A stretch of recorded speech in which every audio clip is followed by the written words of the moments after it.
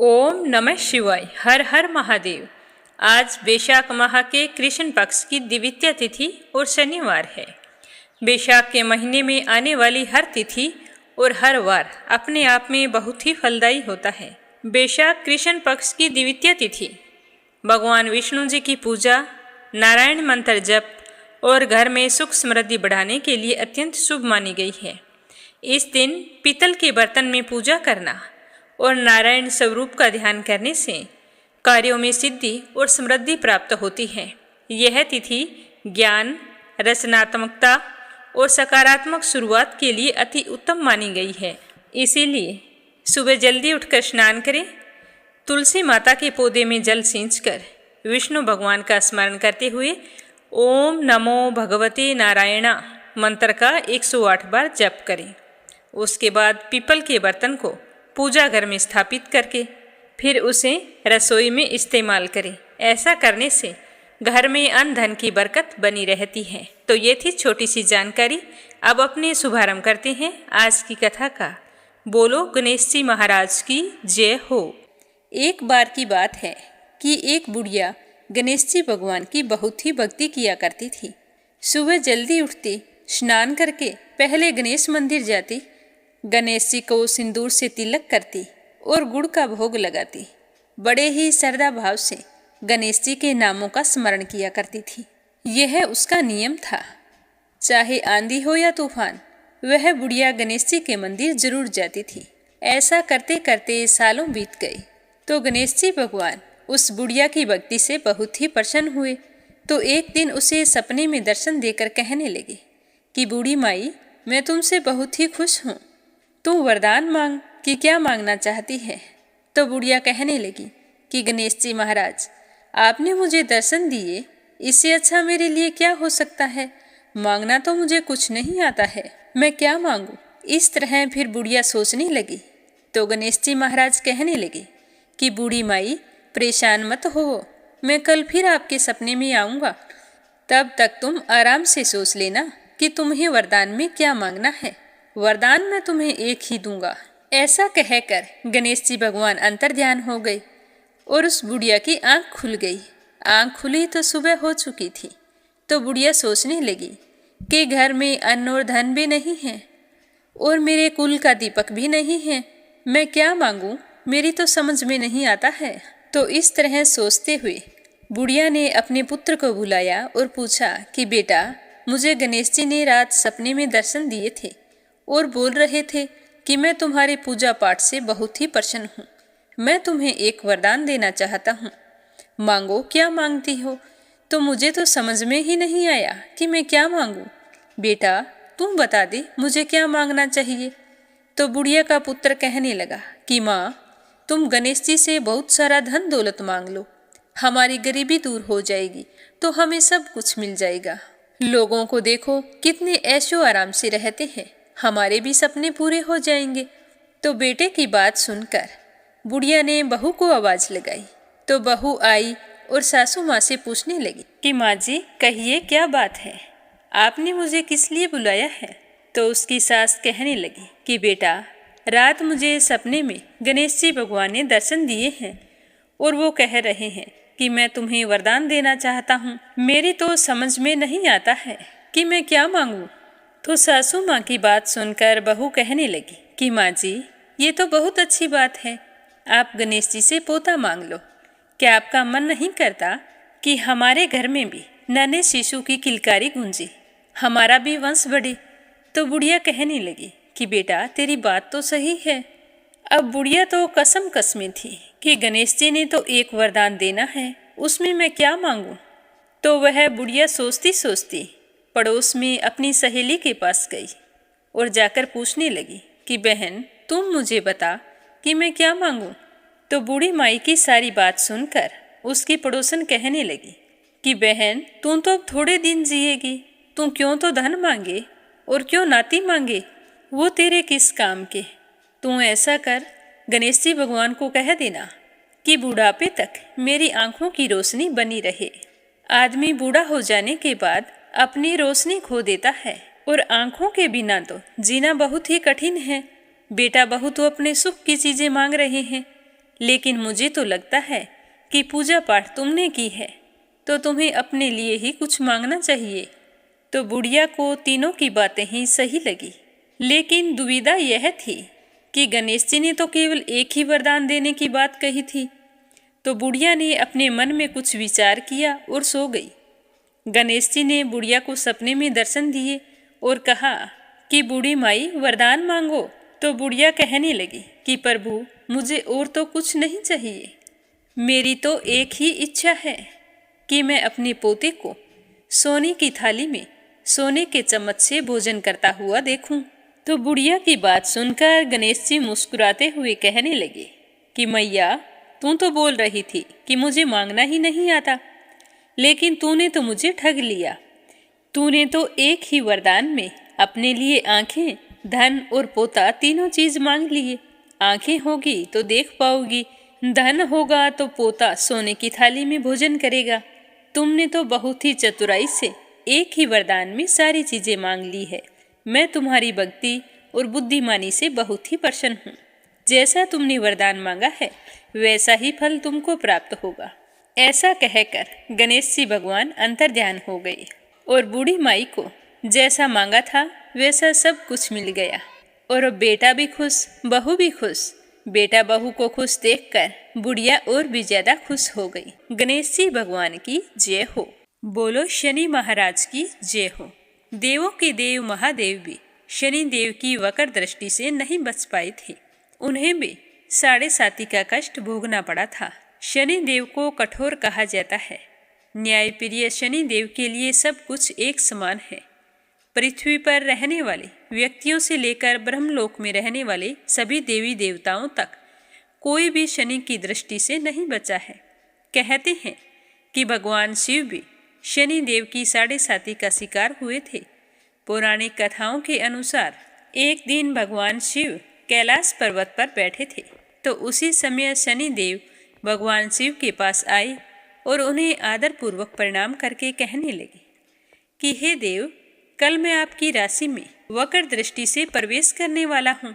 तो शनि देव की यह बात सुनकर भगवान शिव मुस्कुराए और कहने लगे कि शनि देव, आप कितने समय तक अपनी वक्र दृष्टि मुझ पर बनाए रखेंगे। तो शनि देव ने भगवान शिव से कहा कि हे नाथ, मैं कल आपकी राशि में 1.25 पहर मेरी वक्र दृष्टि रखूँगा। तो भगवान शिव थोड़ा चिंतित हुए और शनि की बात सुनने के बाद इसका उपाय सोचने लगे।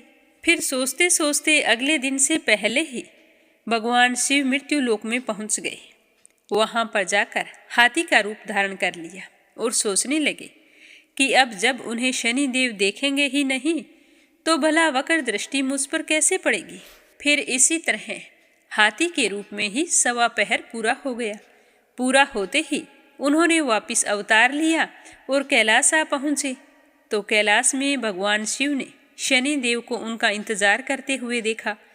प्रसन्नचित भाव से उन्होंने शनि से कहा कि आपकी वक्र दृष्टि का मुझ पर कोई भी असर नहीं हुआ। तो भगवान शिव की बात सुनकर शनि देव मुस्कुराए और कहने लगे कि हे देव, आप मेरे गुरु हैं। मेरी दृष्टि से ना तो देव बच पाए हैं और ना ही दानव बच पाए हैं। आप पर मेरी वक्र दृष्टि का असर पड़ा था, इसी वजह से आपको 1.25 पहर तक देवलोक छोड़ना पड़ा था और देव योनि से पशु योनि में समय बिताना पड़ा था। तो हैरान हुए भगवान शिव ने जब ये बात सुनी तो शनि देव को अपने सीने से लगा लिया। बोलो शनि महाराज की जय हो। बोलो भोले शंकर की जय हो। बोलो राई दामोदर भगवान की जय हो। एक समय की बात है, एक गांव में 2 माँ बेटियां रहा करती थीं। बेटी का नाम था राई। वह बहुत ही सुंदर और सुशील थी। भगवान श्री कृष्ण की पक्की भगत थी।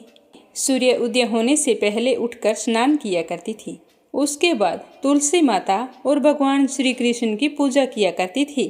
तो भगवान श्री कृष्ण सोचने लगे कि यह मेरी परम भक्त है या नहीं, मुझे इसकी परीक्षा लेनी चाहिए। तो यह सोचकर श्री कृष्ण भगवान ने एक डांसरिया बेचने वाले का रूप धरकर उनकी गली में आ गई और जोर जोर से आवाज़ें देने लगे।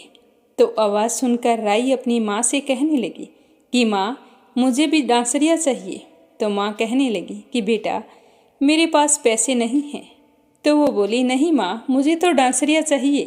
तो उसकी माँ ने कहा कि बेटा, ये बाजरी है, ये ले जा और इसके बदले उससे कहना कि तुम्हें डांसरिया दे देगा। तो वह बोली कि नहीं माँ, आप भी मेरे साथ चलो, हम दोनों चलते हैं। तो माँ बेटी बाजरी लेकर डांसरिया वाले के पास चली गई और जाकर वो बोली कि मेरी बेटी को डांसरिया दे दो, इसके बदले में बाजरी ले लो। तो भगवान ने उसे बाजरी लेकर उस पर फूंक मारी तो उसमें से एक फूस उड़ा और वो राई की आंख में गिर गया।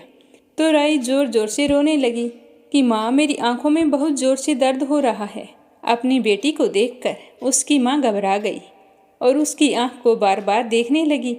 तभी भगवान वहाँ से अंतर्ध्यान हो गई और वेद का रूप धारण करके आ गई और आवाज़ें देने लगे। तो वेद जी की आवाज़ सुनकर उसकी माँ कहने लगी कि भला हो इस वेद का जो समय पर आ गया, नहीं तो आज मेरी बेटी की आंख का क्या हाल होता।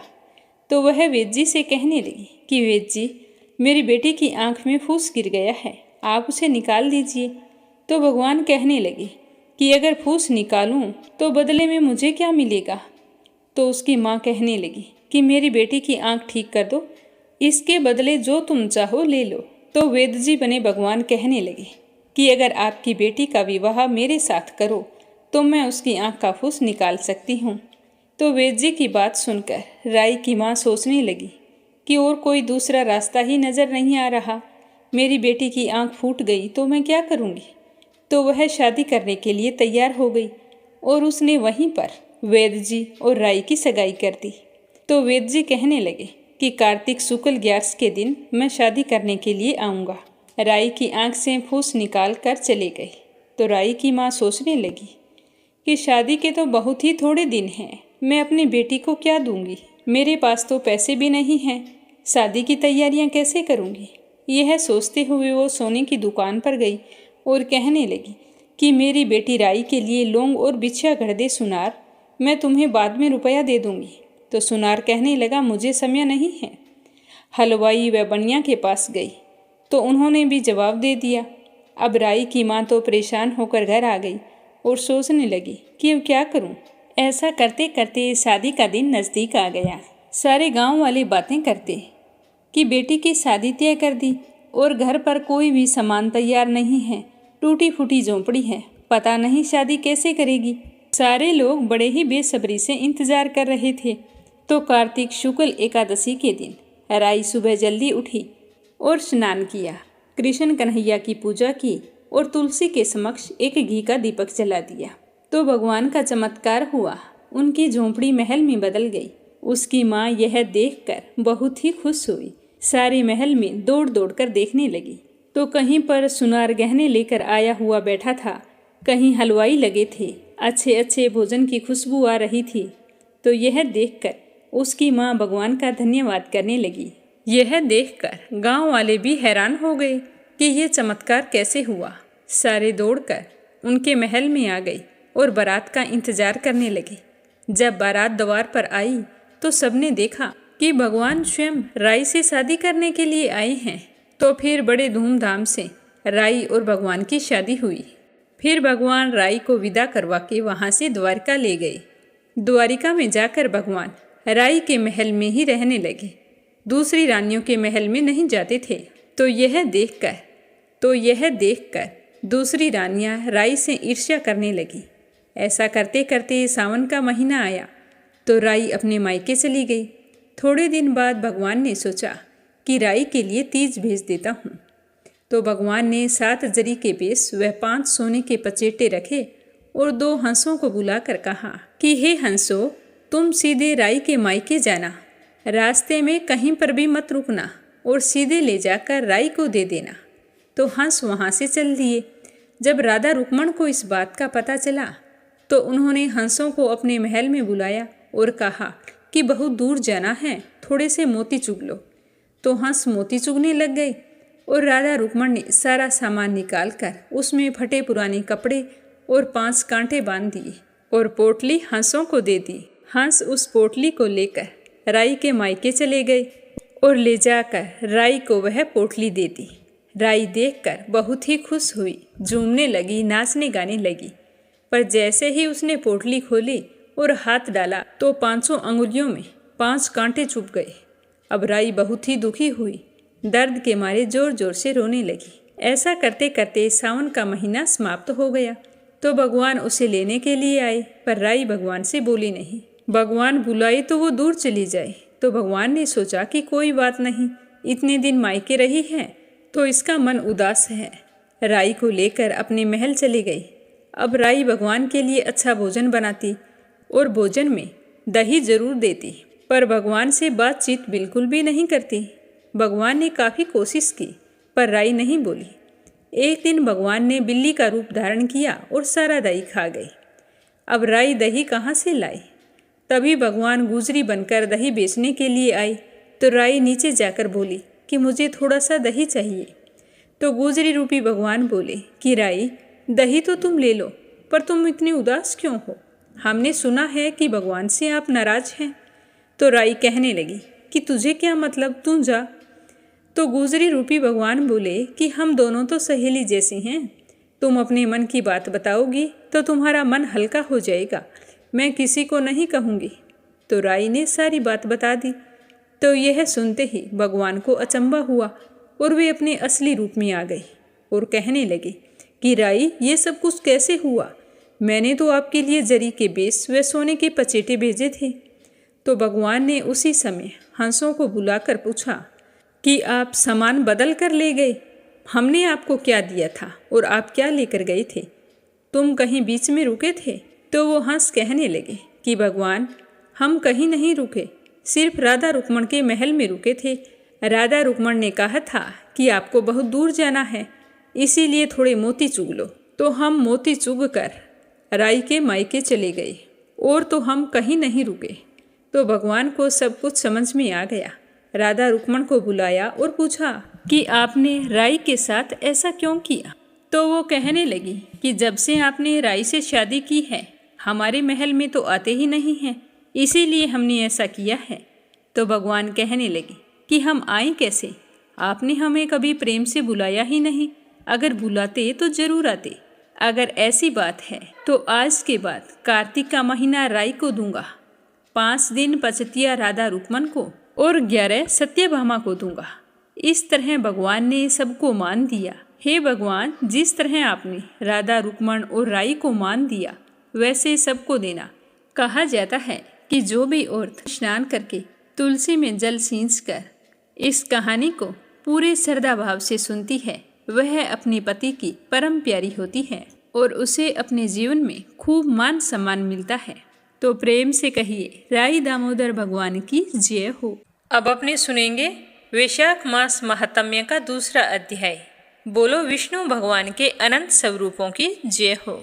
सूत जी बताने लगे कि हे ऋषियों, देव ऋषि नारद जी के ये वचन सुनकर राजा अम्बरीश विस्मय होकर कहने लगे कि हे महामुनि, आपने अगन आदि पवित्र महीनों को छोड़कर केवल वैशाख के महीने की इतनी प्रशंसा क्यों कर रहे हैं?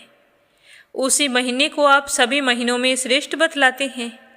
यदि माधव मास सबसे श्रेष्ठ और भगवान लक्ष्मीपति को अधिक प्रिय है, तो स्नान करने की विधि क्या है?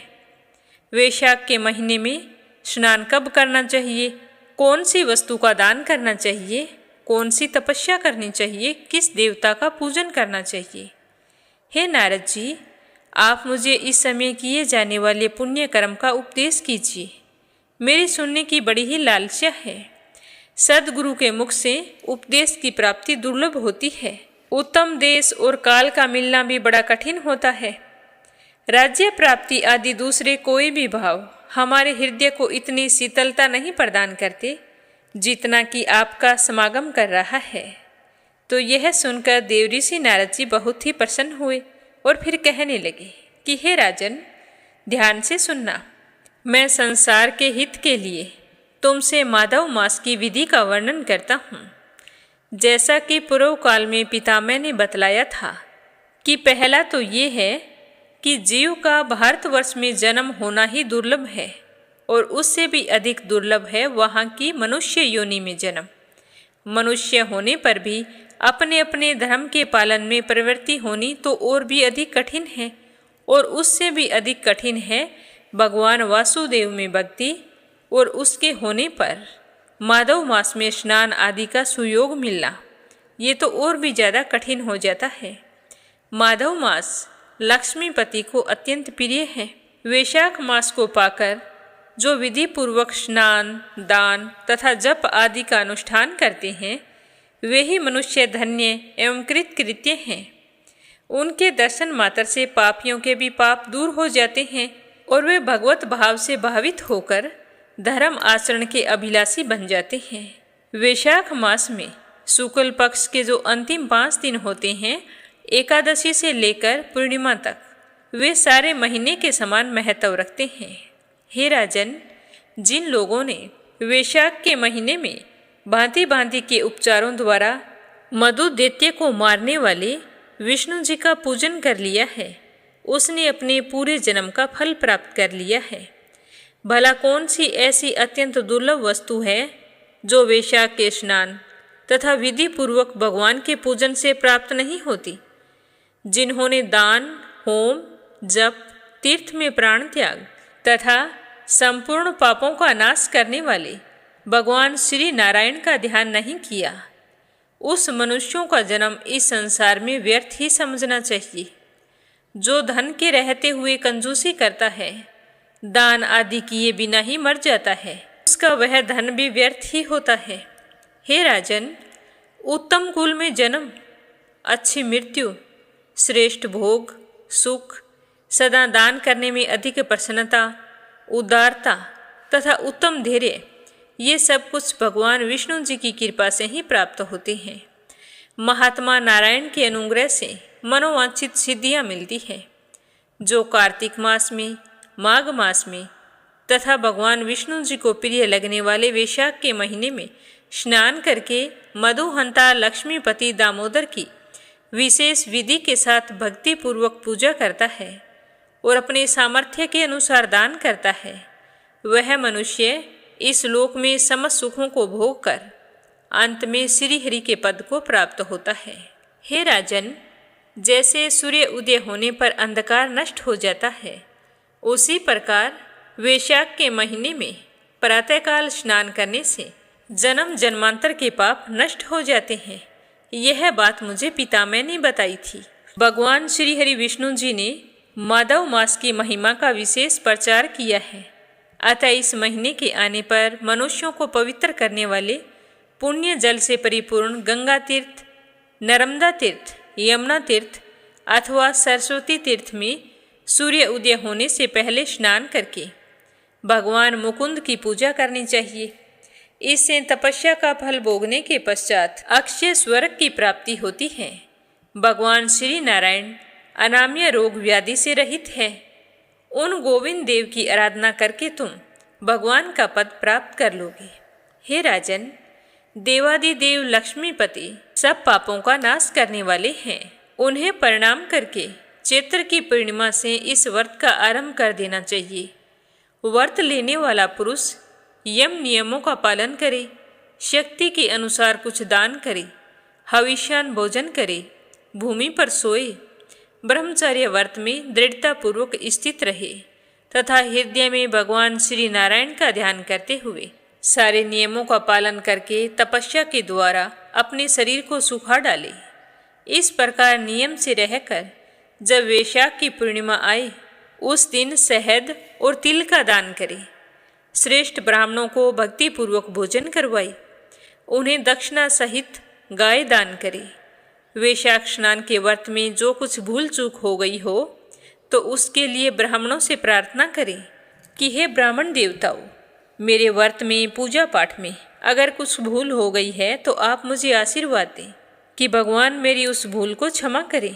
हे राजन, जिस प्रकार लक्ष्मी जी भगवान माधव की प्रिय है, उसी प्रकार माधव मास भी मधुसूदन भगवान श्री हरि विष्णु को अत्यंत प्रिय है। इस तरह जो मैंने तुम्हें नियम बताए हैं, उनका पालन करते हुए 12 वर्षों तक वैशाख स्नान करके अंत में मधुसूदन भगवान की प्रसन्नता के लिए अपनी शक्ति के अनुसार व्रत का उद्यापन करे। इस तरह बताते हुए देवऋषि नारद जी कहने लगे कि हे राजन, पूर्व काल में पितामह के मुख से जो कुछ मैंने सुना था वह सब कुछ वैशाख मास का महात्म्य मैंने तुम्हें बतला दिया है। तो राजा अम्बरीश पूछने लगे कि हे देवऋषि, स्नान करने में तो परिश्रम बहुत थोड़ा है, फिर भी उसे अत्यंत दुर्लभ फल की प्राप्ति कैसे होती है? मुझे इस बात पर विश्वास क्यों नहीं हो रहा है? मुझे मोह क्यों हो रहा है? तो देवऋषि नारद जी कहने लगे कि हे राजन, तुम्हारा संदेह करना ठीक है। थोड़े से प्रयत्न के द्वारा महान फल की प्राप्ति असंभव सी बात है, लेकिन तुम इस बात पर विश्वास करो, क्योंकि यह पितामह की बताई हुई बात है। धर्म की गति सूक्ष्म होती है, उसे समझने में बड़े बड़े पुरुषों को भी बड़ी कठिनाई होती है।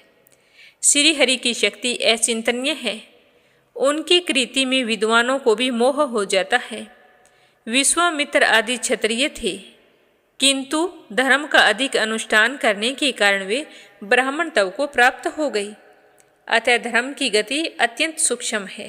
हे राजन, तुमने सुना होगा कि अजामिल अपनी धर्म पत्नी का परित्याग करके सदा पाप के मार्ग पर चलता था। तथापि जब उसकी मृत्यु का समय नजदीक आया तो उसने अपने पुत्र को केवल स्नेहवश नारायण कहकर पुकारा था, क्योंकि उसके पुत्र का नाम नारायण था। पुत्र का चिंतन करके नारायण का नाम लिया, लेकिन नारायण का नाम लेने मात्र से उसे अत्यंत दुर्लभ पद की प्राप्ति हुई। जैसे अनिच्छा पूर्वक भी यदि आग का स्पर्श किया जाए तो वह शरीर को जलाती ही है, उसी प्रकार किसी दूसरे निमित्त से भी यदि श्री गोविंद जी का नाम का उच्चारण किया जाए तो वह समस्त पाप राशि को भस्म कर डालता है। जीव विचित्र है, जीवों की भावनाएं विचित्र हैं, कर्म विचित्र हैं तथा कर्मों की शक्तियां भी विचित्र हैं। शास्त्र में जिसका महान फल बताया गया हो वही कर्म महान है, फिर वह अल्प परिश्रम साध्य हो या अधिक परिश्रम करना हो। क्या तुमने छोटी सी वस्तु से बड़ी वस्तु का नाश होता नहीं देखा? जैसे जरा सी चिंगारी ढेर के ढेर लकड़ी को स्वाह कर डालती है, बोझ के बोझ तिनके स्वाह हो जाते हैं। जो श्री कृष्ण भगवान के भक्त हैं, उनके अनजाने में किए हुए हजारों हत्याओं से युक्त भयंकर पातक तथा चोरी आदि पाप भी नष्ट हो जाते हैं। हे राजन, जिसके हृदय में भगवान श्री हरि विष्णु की भक्ति है, वह विद्वान पुरुष यदि थोड़ा सा भी पुण्य कार्य करता है तो वह कार्य अक्षय फल देने वाला होता है। अतः माधव मास में माधव की भक्ति पूर्वक आराधना करके मनुष्य अपनी मनोवांछित कामनाओं को प्राप्त कर लेता है। इस विषय में जरा भी संदेह नहीं करना चाहिए। शास्त्रोक्त विधि से किया जाने वाला छोटे से छोटा कर्म क्यों ना हो, उसके द्वारा बड़े से बड़े पाप का भी क्षय हो जाता है तथा उत्तम कर्म की वृद्धि होने लगती है। हे राजन, भाव तथा भक्ति दोनों की अधिकता से फल में अधिकता होती है। धर्म की गति सूक्ष्म है, वह कई प्रकारों से जानी जाती है।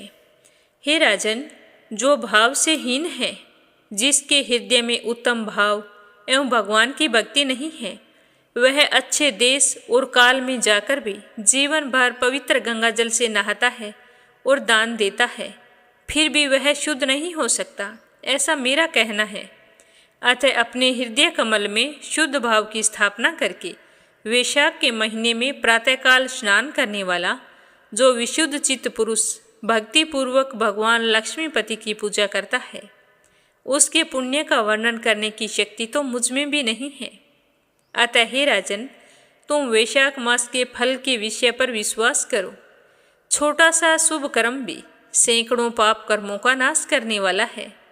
जैसे हरि नाम के भय से राशि राशि पाप नष्ट हो जाते हैं, उसी प्रकार सूर्य के मेष राशि पर स्थित होने के समय प्रातः स्नान करने से तथा तीर्थ में भगवान की स्तुति करने से भी समस्त पापों का नाश हो जाता है।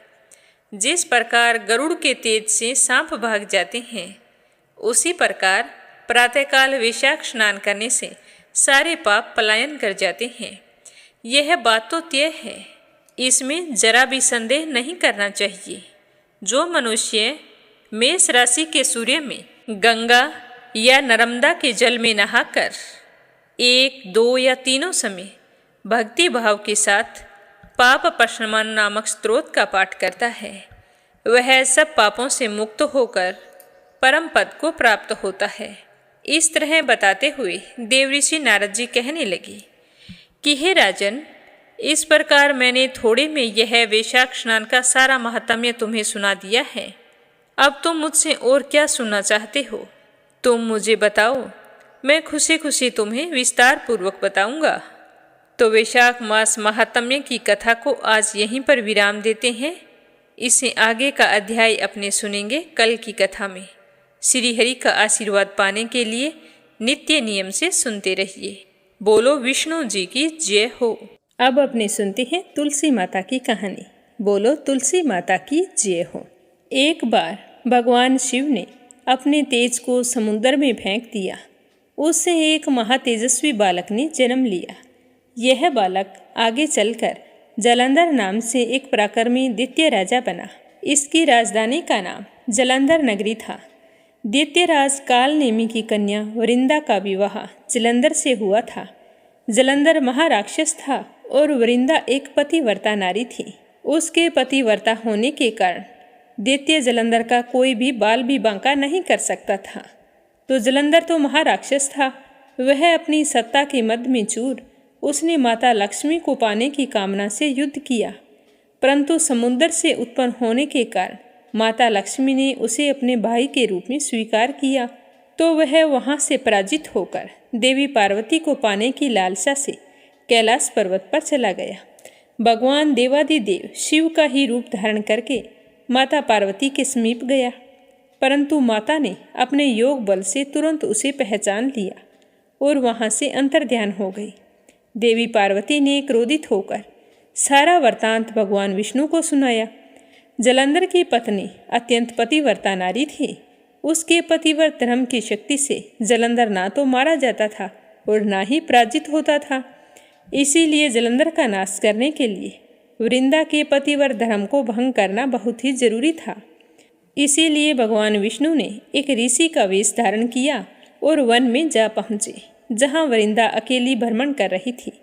भगवान के साथ दो मायावी राक्षस थे, जिन्हें देखकर वृंदा भयभीत हो गई और ऋषि ने वृंदा के सामने पल भर में दोनों को भस्म कर दिया। तो ऋषि की ऐसी शक्ति देखकर कैलाश पर्वत पर महादेव के साथ युद्ध कर रहे अपने पति के बारे में पूछा। तो ऋषि के रूप में आए विष्णु भगवान ने अपनी माया जाल से दो वानर प्रकट कर दिए। एक वानर के हाथ में जालंधर का सिर था, दूसरे के हाथ में धड़ थी। अपने पति की यह दशा देखकर वृंदा मूर्छित हो गई। होश में आने पर उन्होंने ऋषि रूपी भगवान से विनती की कि वह उसके पति को जीवित कर दे। तो भगवान ने अपनी माया से पुनः जालंधर का सिर धड़ से जोड़ दिया, परंतु उस समय वो स्वयं उस शरीर में प्रवेश कर गए। वृंदा को इस बात की बिल्कुल भी भनक नहीं थी और वह जालंधर बने भगवान के साथ पतिव्रता का व्यवहार करने लगी, जिससे उसका अस्तित्व भंग हो गया। ऐसा होते ही वृंदा का पति जालंधर युद्ध में मारा गया। और जब इस सच्चाई का पता वृंदा को चला तो उसने क्रोधित होकर भगवान विष्णु को शिला होने का श्राप दे दिया तथा स्वयं सती हो गई। जहाँ वृंदा भस्म हुई थी वहाँ तुलसी का पौधा उग आया। तो भगवान विष्णु ने वृंदा से कहा कि हे वृंदा, तुम अपने सतीत्व के कारण मुझे लक्ष्मी से भी अधिक प्रिय हो गई हो। अब तुम तुलसी के रूप में सदा मेरे साथ रहोगी। जो मनुष्य मेरे शालिग्राम स्वरूप के साथ तुलसी का विवाह करेगा उसे इस लोक और परलोक में विपुल यश प्राप्त होगा। इसीलिए कहा जाता है कि जिस घर में तुलसी का पौधा होता है उस घर में यम के दूत असमय कभी नहीं आते। गंगा व नर्मदा के जल में स्नान तथा तुलसी का पूजन बराबर माना जाता है।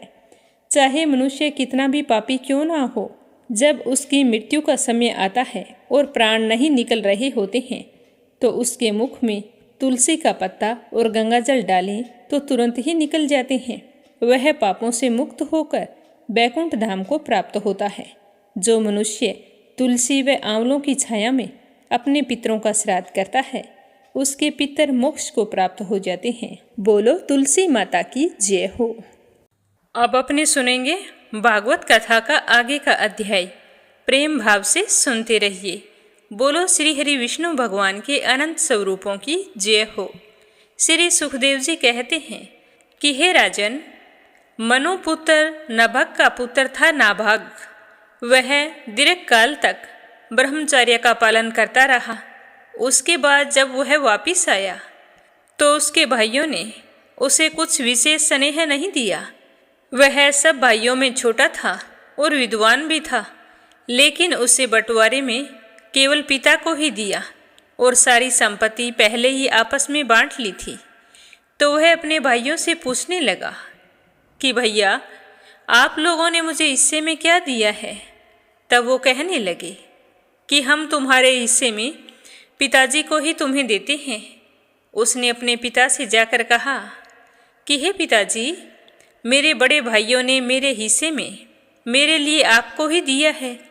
तो पिता ने कहा कि बेटा, तुम उनकी बात मान लो, उनसे मांग कर कुछ मत लेना।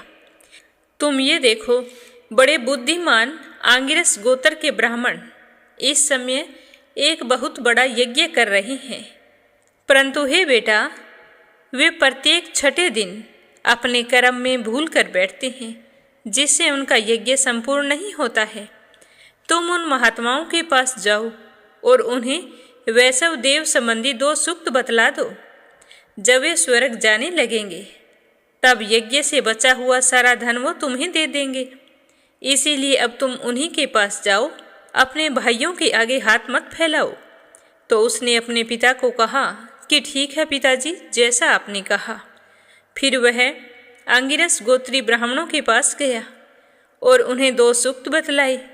तो ब्राह्मणों ने यज्ञ का बचा हुआ सारा धन उसे दे दिया और स्वयं स्वर्ग लोक को चले गए। जब नाभाग उस धन को लेने लगा तब उत्तर दिशा से एक काले रंग का पुरुष आया। उसने कहा कि इस यज्ञ भूमि में जो कुछ बचा है वह सब धन मेरा है, तुम इसे नहीं लेकर जा सकते। तो नाभाग कहने लगा कि मुझे पता नहीं कि आप कौन हैं, लेकिन यह धन तो मुझे ऋषियों ने दिया है, इसीलिए ये मेरा है। इस पर वह पुरुष कहने लगा कि हमारे विवाद के विषय में तुम्हारे पिता से ही प्रश्न किया जाए, वही बताएंगे। तब नाभाग अपने पिता के पास गया और जाकर पूछने लगा कि पिताजी, जब मैं वो ऋषियों का दिया हुआ धन लेकर आ रहा था तो उत्तर दिशा से एक काले रंग का पुरुष आया और वो कहने लगा कि यज्ञ भूमि में जो कुछ धन बचा है वो सारा मेरा है। जब मैंने उसे कहा कि ऋषियों ने मुझे दिया है तो वह कहने लगा कि इसके बारे में तुम अपने पिता से ही पूछो। तो नाभाग की बात सुनकर उसका पिता कहने लगा कि बेटा, एक बार दक्ष प्रजापति के यज्ञ में ऋषि लोग यह निश्चय कर चुके हैं कि यज्ञ भूमि में जो कुछ बच जाता है वह सब का सब रुद्रदेव का होता है, इसीलिए वह धन तो महादेव जी को ही मिलना चाहिए। तो नाभाग ने जाकर उन काले रंग के पुरुष रुद्र भगवान को प्रणाम किया और कहा कि हे प्रभु, यज्ञ भूमि की सभी वस्तुएं आपकी है, मेरे पिता ने ऐसा ही कहा है।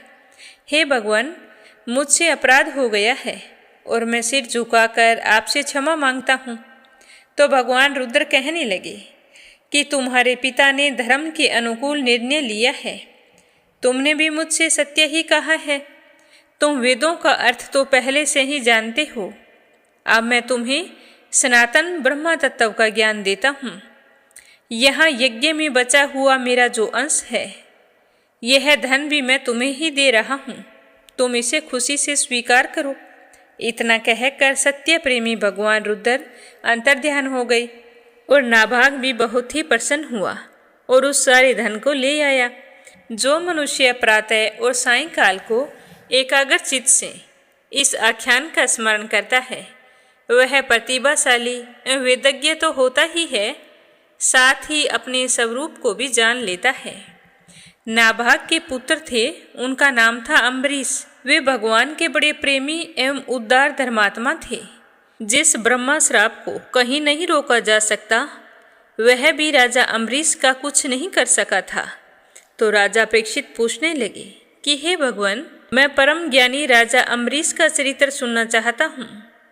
ब्राह्मण ने क्रोधित होकर उन्हें ऐसा दंड दिया जो किसी प्रकार टाला नहीं जा सकता, परंतु फिर भी वह राजा अम्बरीश का कुछ भी नहीं बिगाड़ सका। तो यह सुनकर श्री सुखदेव जी मुस्कुराते हुए कहने लगे कि हे राजन, अम्बरीश बड़े भाग्यवान थे। वे पृथ्वी के 7 द्वीप, अचल संपत्ति और अतुलनीय ऐश्वर्य उनको प्राप्त था।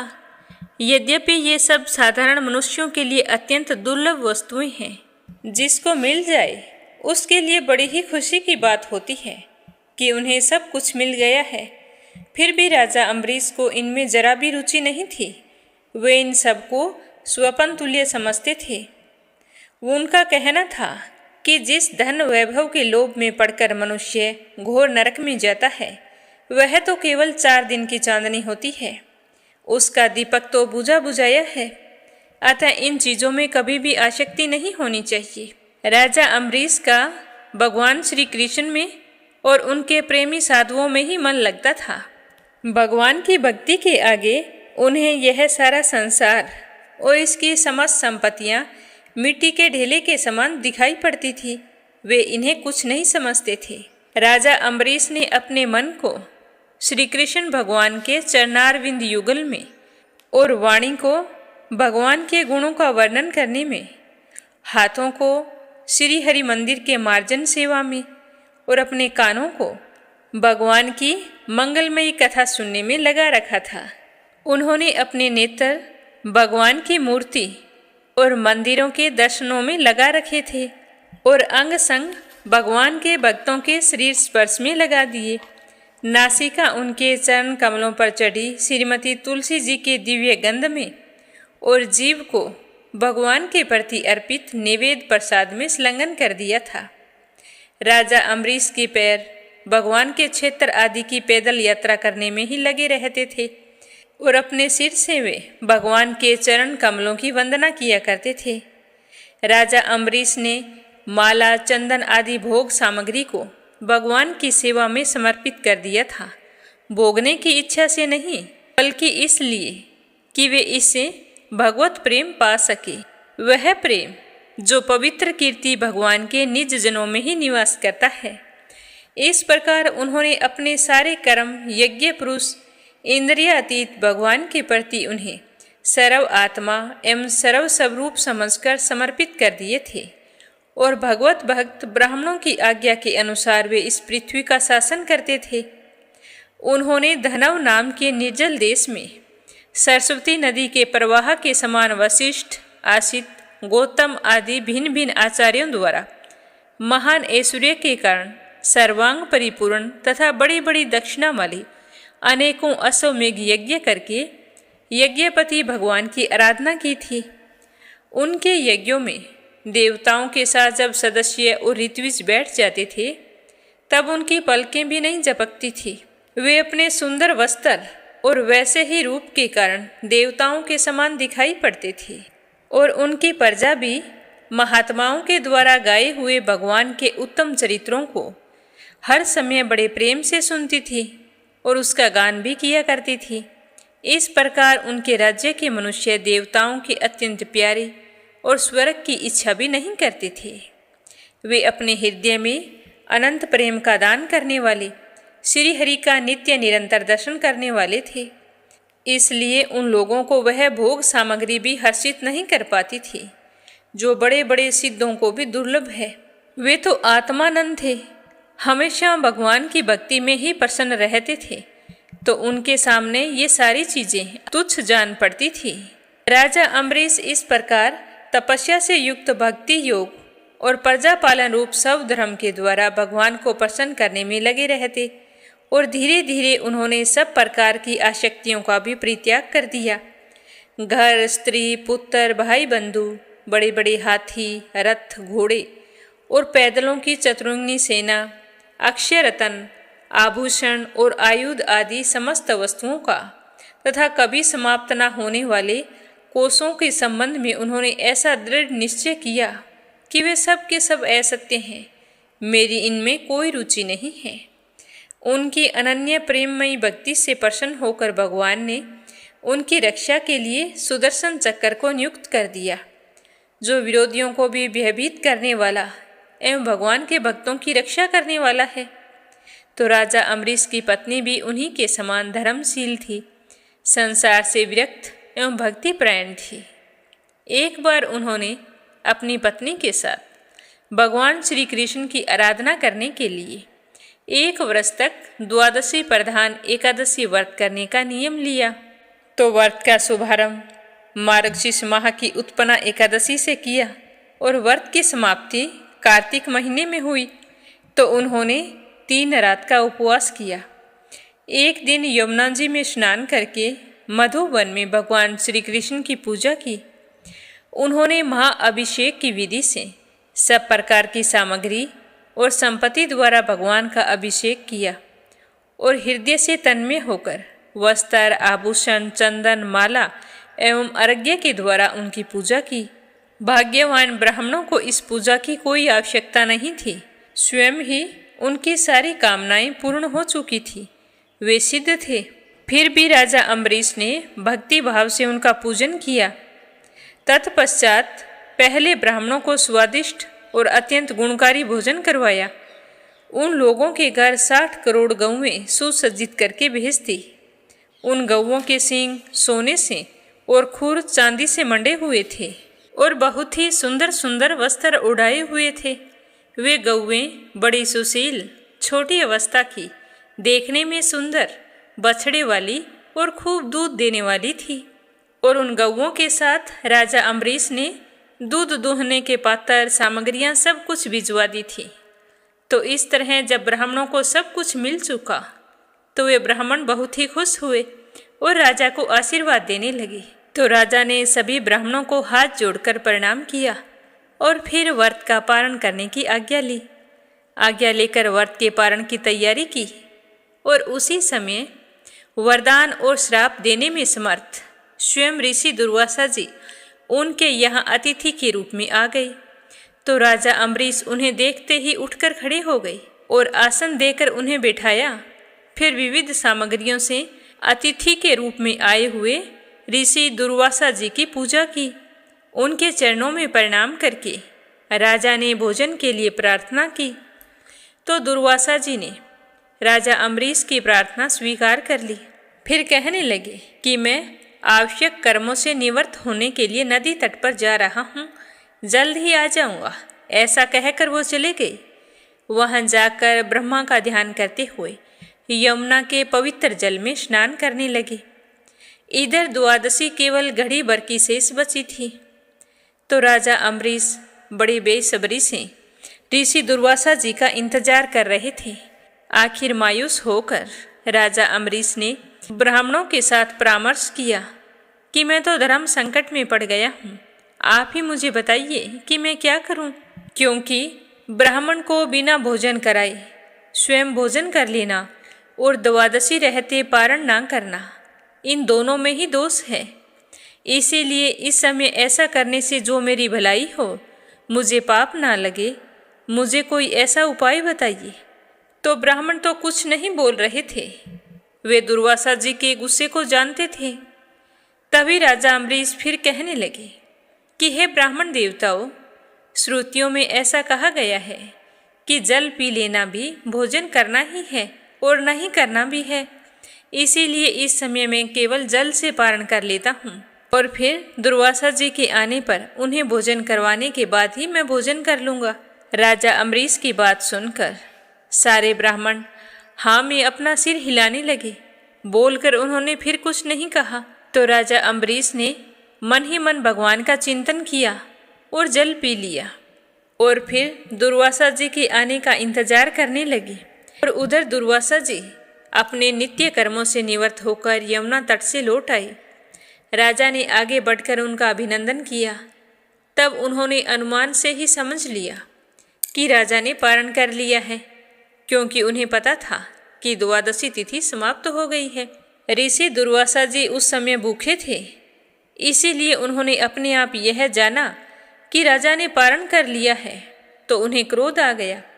वे क्रोध से थर थर कांपने लगे भौहों के चढ़ जाने के कारण उनका मुख विकट हो गया था। तब उन्होंने देखा कि उनके सामने राजा अम्बरीश हाथ जोड़कर खड़े हैं। फिर वे क्रोधवश ऋषि दुर्वासा अम्बरीश को डांट कर कहने लगे कि देखो तो सही, यह कितना क्रूर है। यह तो धन के मद में मतवाला हो रहा है। भगवान की भक्ति तो इसे छू तक नहीं पाई है और यह अपने आप को बड़ा समर्थ मानता है। आज इसने धर्म का उल्लंघन करके बड़ा अन्याय किया है। मैं आज इसके घर अतिथि बनकर आया हूँ और इसने अतिथि सत्कार करने के लिए मुझे निमंत्रण भी दिया, किंतु फिर भी मुझे भोजन कराए बिना स्वयं भोजन कर लिया।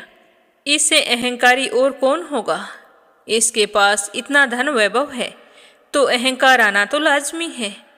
लेकिन मैं राजा अम्बरीश की इस गलती को कभी क्षमा नहीं करूँगा। अभी मैं इसे फल चखाता हूँ कि अतिथि को बिना भोजन करवाए स्वयं भोजन कर लेने वाले के साथ क्या होता है। तो इस तरह कहते कहते ऋषि दुर्वासा जी क्रोध से जलने लगे। उन्होंने अपनी एक जटा उखाड़ी और उसी जटा से एक राक्षसी उत्पन्न की और कहा कि अम्बरीश को मार डालो। तो वह राक्षसी प्रलय काल की आग के समान दहक रही थी। वह आग के समान जलती हुई हाथ में तलवार लेकर राजा अम्बरीश पर टूट पड़ी। उस समय उसके पैरों की धमक से पृथ्वी कांप रही थी, परंतु राजा अम्बरीश उसे देखकर तनिक भी विचलित नहीं हुए। उन्होंने एक भी कदम आगे पीछे नहीं रखा, ज्यों के त्यों खड़े रहे। परम पुरुष परमात्मा ने अपने सेवक की रक्षा के लिए पहले से ही सुदर्शन चक्र को नियुक्त कर रखा था। फिर वैसे ही जैसे आग क्रोध से गुर्राते हुए सांप को भस्म कर देती है, वैसे ही सुदर्शन चक्र ने दुर्वासा जी की उत्पन्न की हुई राक्षसी को जलाकर राख का ढेर कर दिया। जब दुर्वासा जी ने देखा कि मेरी बनाई हुई राक्षसी तो जल रही है और यह चक्कर मेरी ओर आ रहा है, तब वे भयभीत हो गए। अपने प्राणों को बचाने के लिए जी छोड़कर एकाएक भाग निकले। तो सुदर्शन चक्र भी उनके पीछे दौड़ने लगा, ठीक उसी तरह जैसे ऊंची ऊंची लपटों वाला दावानल सांप के पीछे दौड़ता है। ऋषि दुर्वासा ने देखा कि यह चक्कर तो मेरे पीछे ही लग गया है। तब वे सुमेरु पर्वत की गुफा में प्रवेश करने के लिए उसकी ओर दौड़ पड़े।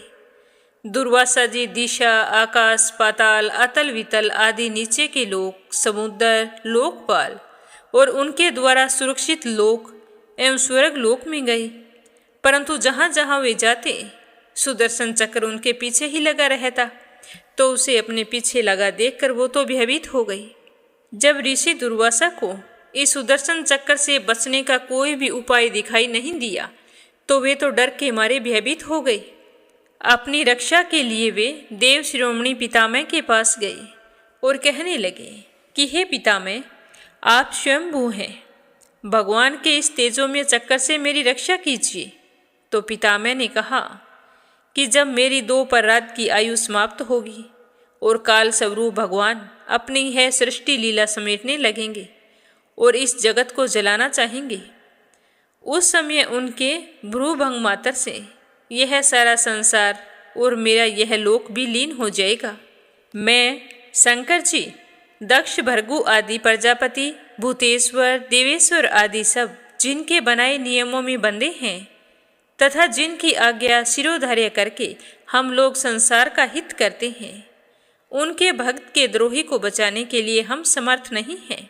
हम उनकी आज्ञा का उल्लंघन नहीं कर सकते हैं, क्योंकि हम यह कर भी नहीं सकते। जब पितामह ने इस तरह दुर्वासा ऋषि को निराश किया, तब भगवान के चक्कर से भयभीत हुआ दुर्वासा ऋषि कैलाशवासी भगवान शंकर जी की शरण में चला गया और वहां जाकर अपनी रक्षा की गुहार की।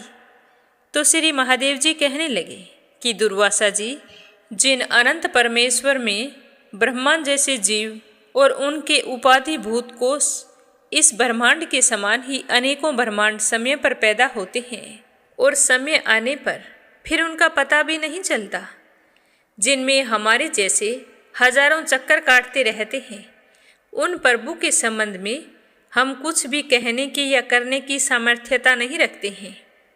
मैं सनत कुमार, नारद जी, भगवान ब्रह्मा, कपिल देव अपांतरम, देवल, धर्म, आसुरी तथा मरीचि आदि दूसरे सर्वज्ञ सिद्धेश्वर, ये हम सभी भगवान की माया को नहीं जान सकते, क्योंकि हम तो उसी माया के घेरे में हैं।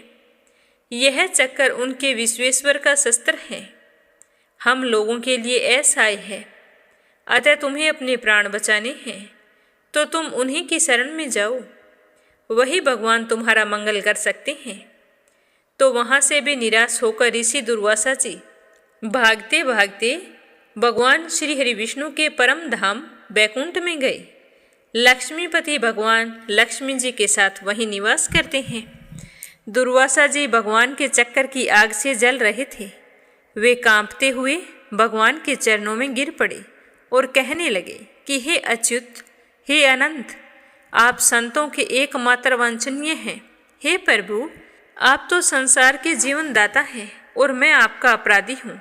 आप मेरी रक्षा कीजिए। आपका परम प्रभाव ना जानने के कारण ही मैंने आपके प्यारे भक्त का अपराध किया है। हे प्रभु, आप मुझे उससे बचाइए। आपके तो नाम का उच्चारण करने मात्र से ही नरक में पड़े जीव की मुक्ति हो जाती है। तो श्री भगवान जी कहने लगे कि हे दुर्वासा जी, मैं तो सर्वथा भक्तों के अधीन हूँ। मुझ में तनिक भी स्वतंत्रता नहीं है। मैं कोई भी निर्णय अपने आप नहीं लेता हूँ। जो मेरे भक्त चाहते हैं मैं तो वही करता हूँ। मेरे सीधे साधे सरल भक्तों ने मेरे हृदय को तो अपने हाथों में कर रखा है और मैं तो उन्हीं के वश में हूँ। भक्तजन मुझसे बहुत प्यार करते हैं और मैं उनसे प्यार करता हूँ। हे ब्राह्मण देव, अपने भक्तों का एकमात्र आश्रय मैं ही हूँ। इसीलिए मैं अपने साधु स्वभाव भक्तों को छोड़कर ना तो अपने आप को चाहता हूँ और ना ही अपनी अर्धांगिनी विनाश रहित लक्ष्मी को।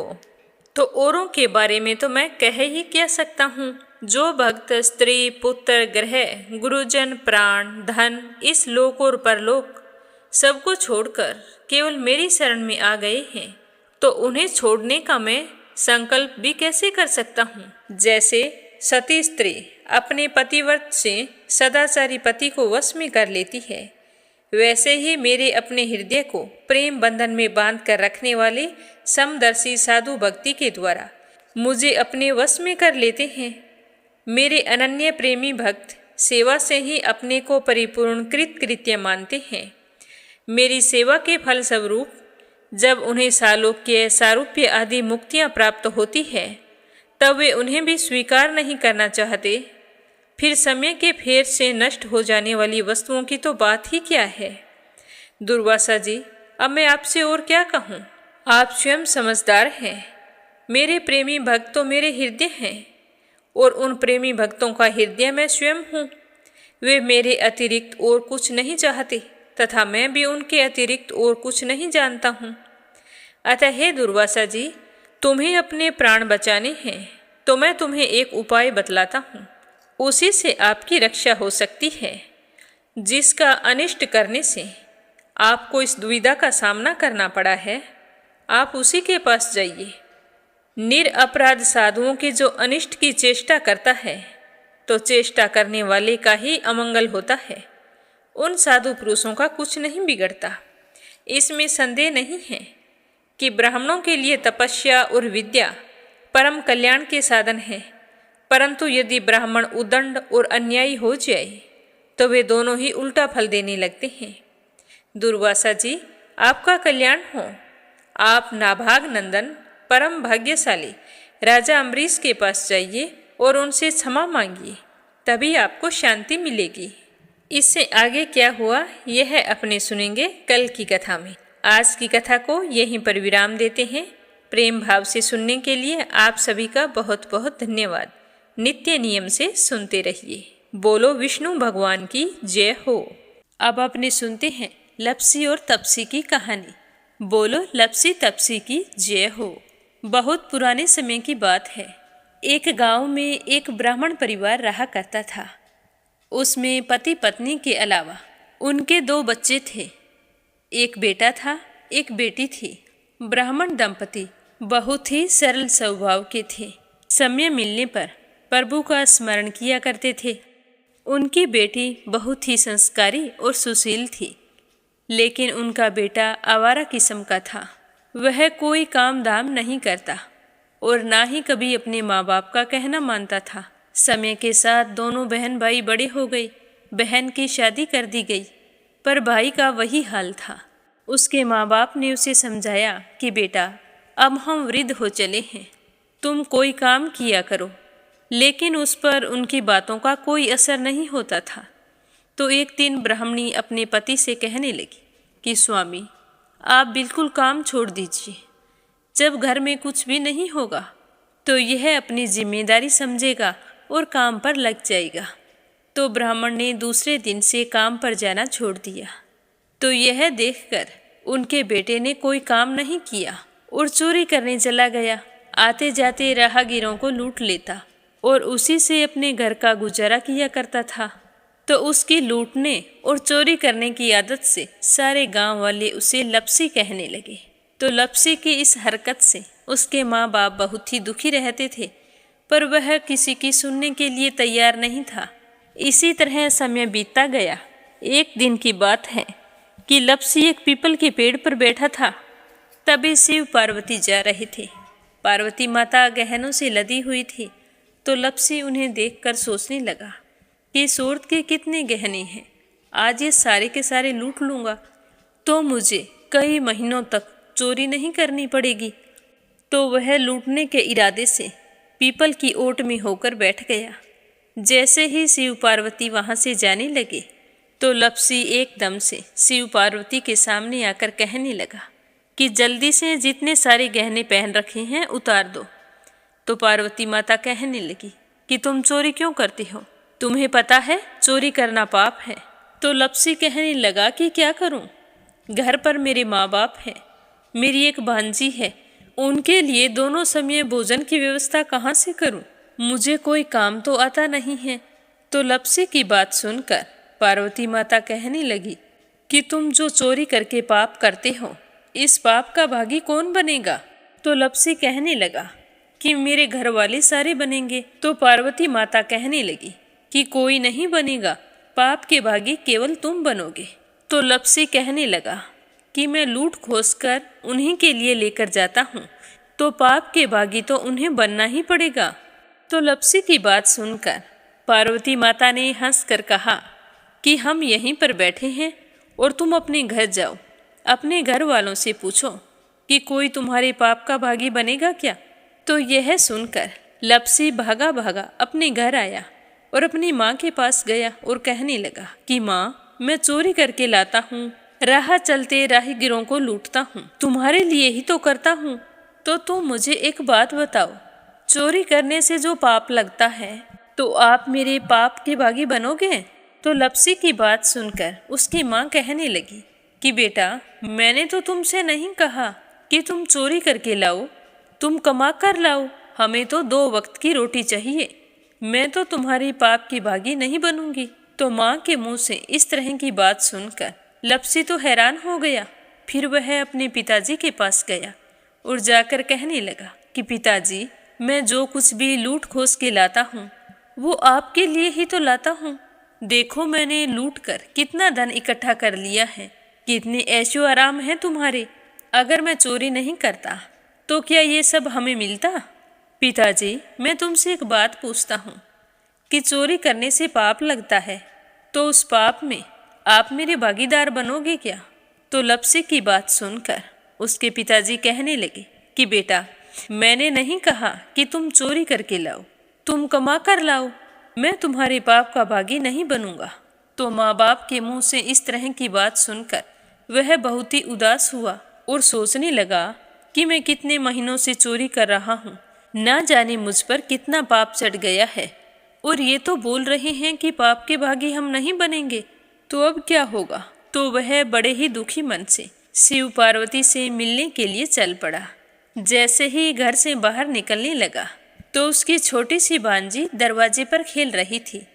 उसे पता नहीं था कि पाप पुण्य क्या होता है। तो वो कहने लगी कि मामा, पाप की भागी मैं बनूंगी।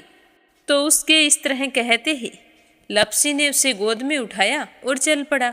शिवजी भगवान और पार्वती माता के पास जाकर कहने लगा कि घर वालों ने पाप का भागी बनने से मना कर दिया है, और एक यही है जो पाप की भागी बनने को तैयार है। फिर लप्सी बड़े ही दीन स्वर में कहने लगा कि हे भगवान, मैं समझ गया हूँ कि चोरी करना पाप है। आज तक जो मैंने काम किया वो बहुत ही गलत था, लेकिन अब मैं इसका प्रायश्चित करना चाहता हूँ। अब तुम ही बताओ, मुझे मेरे पापों से मुक्ति कैसे मिलेगी? तो उसकी बात सुनकर शिव पार्वती बहुत ही खुश हुए और लप्सी को कच्चे सूत का एक छोटा सा गोला देते हुए कहा कि लप्सी, ये सूत लो और इस पीपल के चारों ओर परिक्रमा लगाओ। जब यह सूत समाप्त हो जाएगा तब तुम्हारे सारे पाप नष्ट हो जाएंगे। तो यह सुनकर लप्सी बहुत ही खुश हुआ। सोचने लगा कि छोटा सा गोला है, अभी लपेट कर घर चला जाऊंगा, उसके बाद में कभी कोई पाप नहीं करूंगा। फिर उसने अपनी बांजी को कंधे पर बैठाया और पीपल की परिक्रमा लगानी शुरू कर दी। अब भगवान का वह सूत खत्म कहाँ होने वाला था। लप्सी चक्कर लगाता गया पर वह सूत खत्म नहीं हुआ। चक्कर लगाते लगाते 1 महीने, 6 महीने, साल, पूरे 12 साल बीत गए, पर वह सूत खत्म नहीं हुआ। 12 साल बाद एक बार फिर शिव पार्वती जी वहाँ से गुजर रहे थे, तो पार्वती माता ने कहा कि स्वामी, चलो लप्सी को चलकर देखते हैं। तो शिवजी कहने लगे, वो चोरी करने वाला, लूटने वाला कब का चला गया होगा? तो पार्वती माता कहने लगी कि नहीं स्वामी, चलकर देखने में क्या जाता है, चलो एक बार देखते हैं। तो शिव पार्वती जी जैसे ही पीपल वृक्ष के पास आए तो देखा कि लप्सी तो अब भी चक्कर लगा रहा है। वहाँ चारों ओर गहरी खाई हो गई है और लप्सी की बड़ी बड़ी दाढ़ी, मूंछें, नाखून बढ़ गए हैं। तो यह देखकर पार्वती माता ने कहा कि देखो स्वामी, आप तो कह रहे थे कि वो कब का ही चला गया, देखो इसके मन में सच्ची भक्ति है। तो पार्वती की बात सुनकर शिवजी ने कहा कि चलो अभी देख लेता हूँ। तो यह कहकर शिवजी ने एक सोने का कड़ा लप्सी के आगे फेंक दिया। तो लप्सी ने झट से उसके ऊपर पैर कर लिया।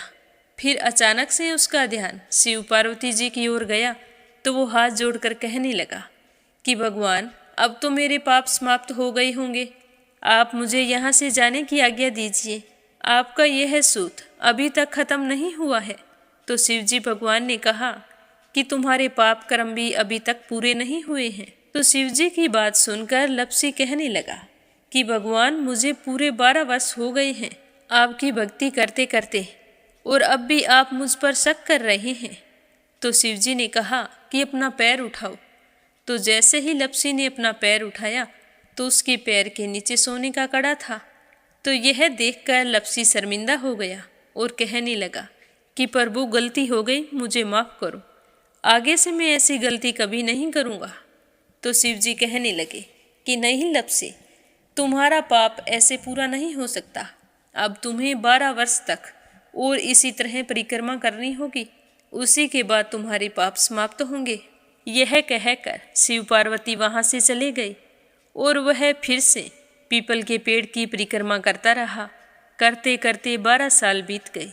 12 साल बाद में शिव पार्वती जी वहाँ पर आए तो उन्होंने देखा कि आज भी वो वहीं पर चक्कर लगा रहा है। तो शिवजी ने फिर उसके सामने सोने की अंगूठी फेंकी, पर उसने कोई ध्यान नहीं दिया। तो शिवजी भगवान प्रसन्न होकर कहने लगे कि हे लप्सी, आज से तुम मेरी तपस्या करके तपसी बन गए हो।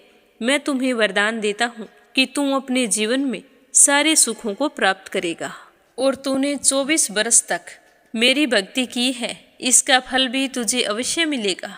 जो भी औरत गाय और कुत्ते की रोटी नहीं बनाएगी, उसका पुण्य फल तुम्हें मिलेगा। आंगन लीप कर दहलीज नहीं लीपेगी, तो उसका पुण्य फल भी तुझे ही मिलेगा। अगर हमारे घर की बहन बेटी को हम सूट, तीवल या साड़ी भेंट स्वरूप देते हैं, तो साथ में मोली का धागा और कुछ रुपये नहीं देंगे, तो उसका पुण्य फल भी तुम्हें ही मिलेगा। अगर कोई दिए से दिया जलाएगा, तो उसका पुण्य फल भी तुम्हें ही मिलेगा। अगर व्रत और पूजा पाठ में सारी कहानी सुन ले और तुम्हारी कहानी ना सुने, तो उसका पुण्य फल भी तुम्हें ही मिलेगा। कहा जाता है कि तभी से सुबह पहली रोटी गाय की और सुबह की अंतिम रोटी छोटी बनाई जाती है और शाम को अंतिम रोटी बड़ी बनाई जाती है जो कुत्ते की होती है। और दिए से दिया भी नहीं जलाया जाता और घर की बहन बेटियों को सूट और तीवल के साथ भेंट स्वरूप कुछ रुपए भी जरूर दिए जाते हैं। और उसी दिन से हर व्रत कथा के बाद में लपसी तपसी की कहानी जरूर सुनी जाती है और कथा समाप्त होने पर कहा जाता है कि लपसी का फल लपसी को मिले, तपसी का फल तपसी को मिले। हमारी पूजा पाठ का, हमारे व्रत का और हमारी कहानी का पुण्य फल हमें मिले। बोलो लपसी तपसी की जय हो। तो ये थी लपसी और तपसी की कहानी। लपसी तपसी दो भाई नहीं थे, लपसी और तपसी एक ही आदमी का नाम था। लूट कर लाता था, इसीलिए उसे लपसी के नाम से पुकारते थे और फिर भगवान की तपस्या करने के कारण उसे तपसी के नाम से जाना जाने लगा। बोलो लपसी तपसी की जय हो। अब अपने सुनेंगे कथा सुनने वाले प्यारे श्रोताओं के नाम। आज का पहला कमेंट है अपराजिता मीना श्रीवास्तव नेपाल से। दूसरा है संजय, सोनिया, हिताक्षी, दीपेश, मयंक हरियाणा से। और तीसरा है आशा अग्रवाल, लड्डू, मोहित, अंकुर अग्रवाल आगरा से, कमला गुरुग्राम से, रजनी बड़ोला उत्तराखंड से, श्यामवती, सुषमा, विष्णु, कार्तिक, पूर्वी, रुपेश, गौरी, शिवम, निष्ठा हरियाणा से, अनिल कुमार टिहरी करनाल से, आशा शर्मा, विष्णु, ज्योति, अंशु भीलवाड़ा से, श्रीमती यशोदा मांझी, अंजलि, बबली, विकी उड़ीसा से, लक्ष्मी, सुमित्रा, शिवराज हीरो, सोवा शर्मा पोखरा से, श्रीमती शर्मा अलीगढ़ से, परमेश्वरी रघुवीर सिंह दिल्ली से, संजना राजपूत अहमदाबाद से, उषा शर्मा राजस्थान से, राधा रोहिला दिल्ली से, सरला रानी करनपुर से, संगीता अग्रवाल, कमला देवी अग्रवाल दुलिया महाराष्ट्र से, सुनीता पवार, कृषु पवार मध्य प्रदेश से, सीमा जोशी, रवि कुमार जोशी दिल्ली से, रुक्मणी शर्मा अंबाला से, कोमल निर्मल मुंबई मीरा रोड से, गीता गोस्वामी, सुनीता गोस्वामी, पीहू गोस्वामी मेरठ से, शोभा कुंवर पुरोहित अहमदाबाद से, विमला नेपाल से, यूएन तिवारी, इंदिरा तिवारी लखनऊ से, मोनिका नागर तिगांव से, मंजुला कपूर पंजाब से, बीनू मेहरा दिल्ली से, निर्मला सिसोदिया दिल्ली से, कमला देवी भीलवाड़ा से, बीना देविका कनिका वासने अलीगढ़ से, रेखा धर्मेंद्र शर्मा जयपुर से, चंद्रकांता दिल्ली से, संजीव कंसल, कविता कंसल, हितेश कंसल, आरुष कंसल, रानी कंसल मुजफ्फरनगर से, मीरा अग्रवाल बंगाल से, श्रीचंद यादव गया बिहार से, सुदेश शर्मा, बीके शर्मा लुधियाना से, इंदिरा रावत, मोहित रावत पलवल से, कृष्णा तोमर, तनिषा तोमर, बसंती देवी गाजियाबाद से,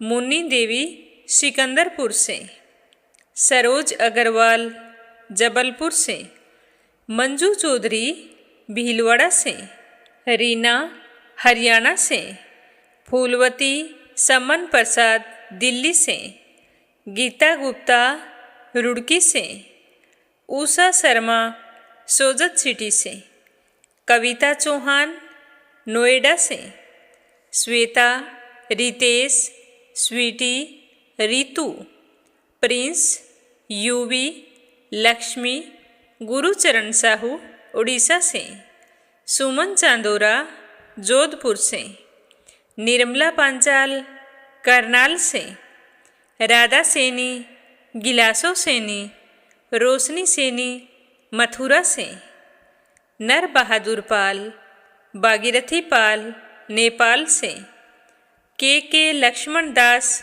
उमरकोट से, अशोक शर्मा हरिद्वार से, कमलेश भल्ला जम्मू से, देवी सिंह कार्तिक पायल सौम्या उमा रघुवंशी गजबा सोदा से, आरती खैरावर अगरखर से, रीना साहू झांसी से, पूजा पाठक उत्तराखंड देहरादून कोसानी से, सावित्री ईश्वरलाल राजेश मीनू निखिल भारती शुभम रामचंदानी गाजियाबाद से, वंदना साहू लखनऊ से, अनीता अमृतसर से, उमा देवी झुंझुनू से, कुसुम बघेल दिल्ली से, योगेश्वरी रजनीश भटनागर राजस्थान से, शशि गुप्ता उत्तर प्रदेश से, शांताबेन वाघेला गुजरात के मंडल से, स्मिता सीताराम गायकवाड़ महाराष्ट्र से। आप सभी श्रोताओं का बहुत बहुत धन्यवाद और आपसे मेरा निवेदन है कि इस चैनल पर प्रस्तुत हर कथा को ज़्यादा से ज़्यादा शेयर करें, चैनल को सब्सक्राइब करें, वीडियो को लाइक करते हुए भगवान के निमित्त एक प्यारा सा कमेंट करें। श्री हरि के आशीर्वाद से आपकी सारी मनोकामनाएं पूर्ण हों। आप सभी के सुख सौभाग्य की कामना करते हुए ओम नमः शिवाय, हर हर महादेव।